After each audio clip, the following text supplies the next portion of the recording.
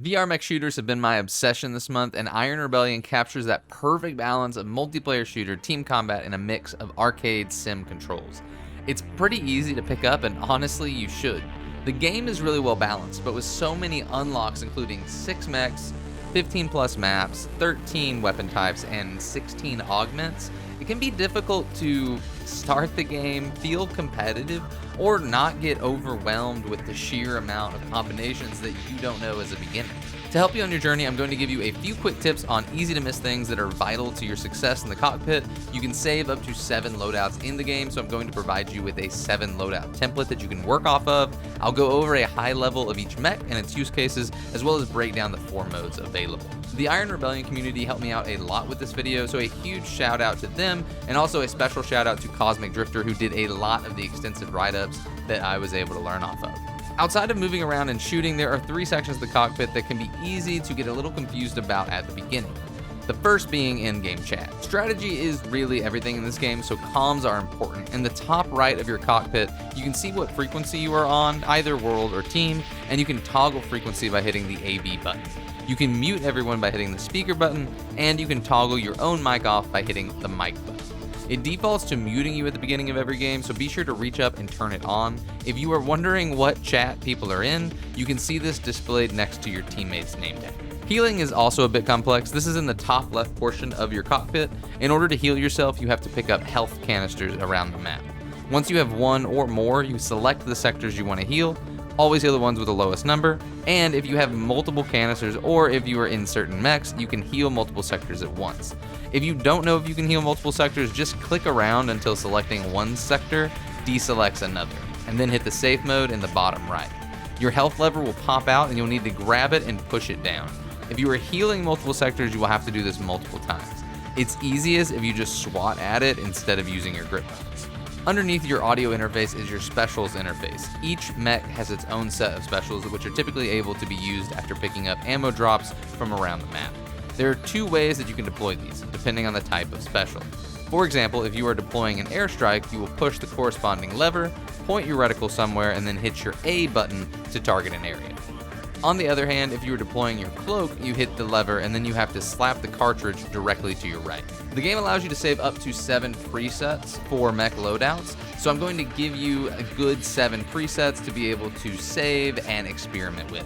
These are not rules, and they're not necessarily the most meta builds available.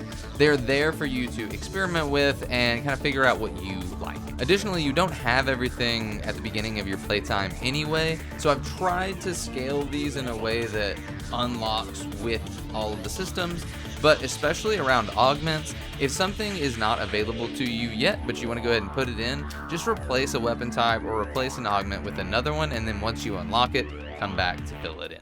Preset 1 is going to be the most basic, all-around beginner build you can get.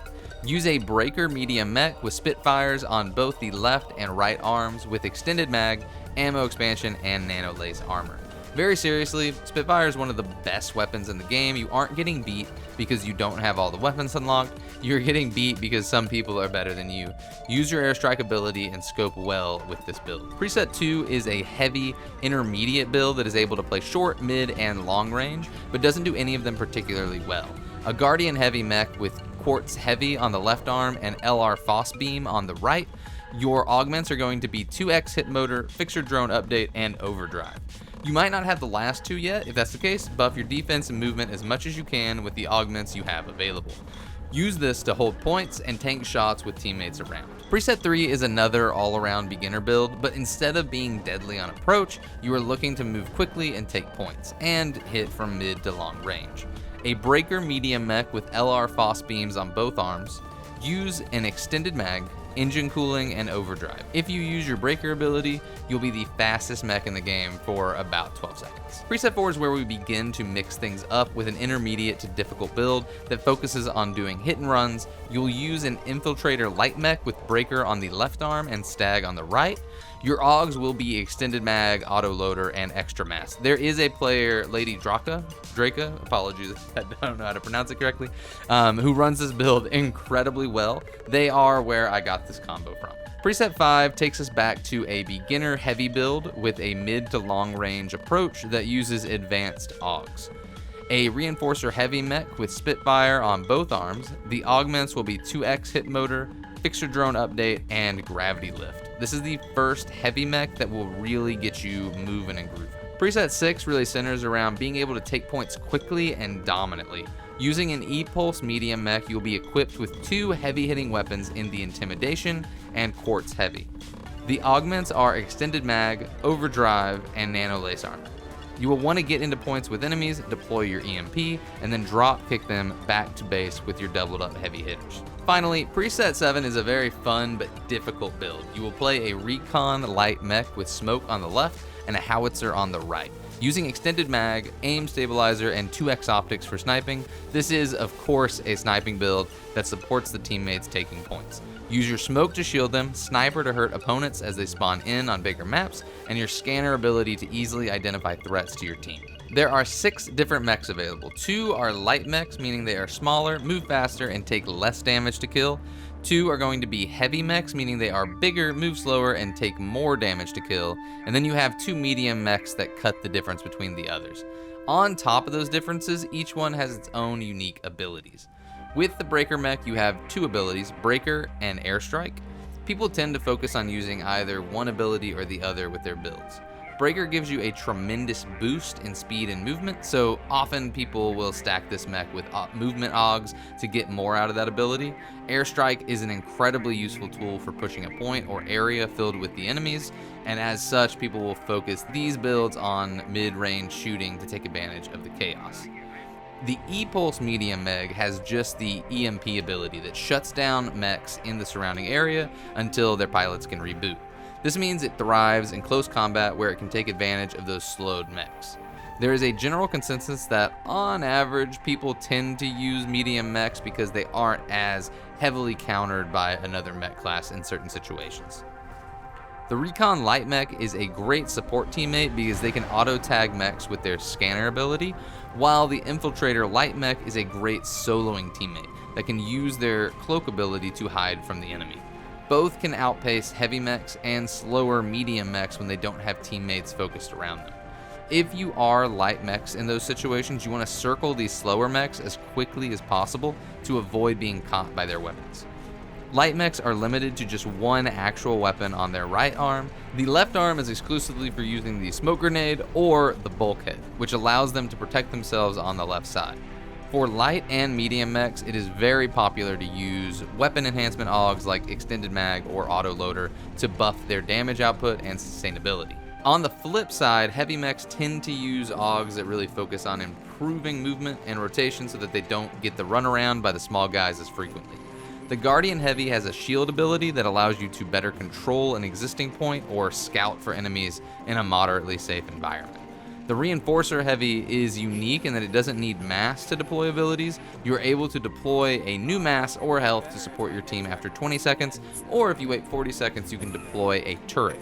I personally like using the Reinforcer a bit more than the Guardian just because using the abilities is really fun, but the shield is incredibly useful for conquest. Before I get into the differences in mechs, I just want to shout out my Discord. If you want to play games like this with a community or talk about games like this with a great community, please consider joining. We have a lot of fun. Finally, we have the 4 modes that are in the game: Data Breach, Conquest, Team Deathmatch, and Uplink. Conquest and Team Deathmatch are by far the most played modes online, with Conquest being a control point style mode where each team starts with 400 units. The more of the 3 points you hold, the quicker the opponent's score goes down from 400 to 0. Once the opponent is at 0, you win.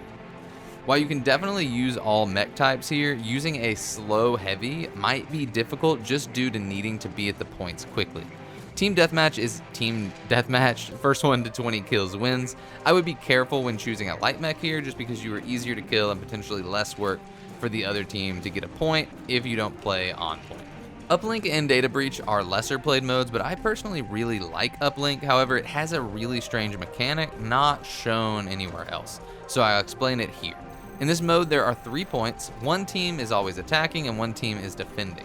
The attacking team needs to get to the center of each point and attempt to make a signal connection to the proverbial army in the sky. To do this, you need to move your middle handle either up or down as prompted on the screen by a green light. Get 5 in a row and the connection will start. You then have to defend that area for 30 seconds until the signal is established, and then the point is yours. Otherwise, the defending team can turn off the connection attempt in those 30 seconds. Capture all 3 points to win as the attacking team, or deplete the attacking team's reinforcements to win as the defending team. Data Breach is a mode where random spots pop up on the map, and if your team stands in them, they can earn those points. You get 5 points for each spot captured, but you can have those points taken away by getting killed. Ultimately, the goal is to have 40 points, which ends the match. Both of these modes definitely benefit from good communication and diverse mechs, weapons, and augs. Don't forget to check out the other videos on the screen.